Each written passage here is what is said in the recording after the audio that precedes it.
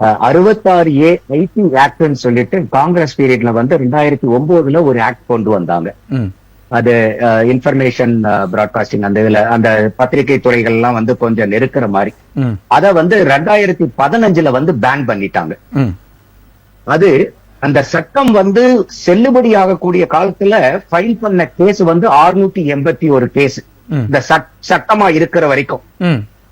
சட்டம் வந்து காலாவதி ஆனதுக்கு அப்புறம் இல்லாத ஒரு சட்டத்தின் பேர்ல 1307 வழக்குகள் பதியப்பட்டுச்சு. இத கூட விசாரிச்சது யாருன்னா இந்த கோர்ட்டுகள் தான் ஆல் இந்தியா லெவல்ல.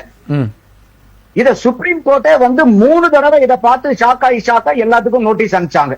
இப்போ நான் என்ன பாயிண்ட் சொல்ல வரேன்னா, ஒரு சட்டமே செல்லாதுன்னு சொல்லி அறிவிச்சதுக்கு அப்புறமும் ஒரு காலாவதியான சட்டத்தை வச்சு அந்த சட்டம் செயல்பாட்டுல இருக்கும் போது வகுத்த கேஸை விட 2 மடங்கு கேஸ் வந்து அந்த சட்டம் இல்லாத போது கோர்ட்ல பதியப்பட்டு அதையே வந்து நீதியரசர்களுக்கு முன்னாடி வாதாடி இருக்காங்க.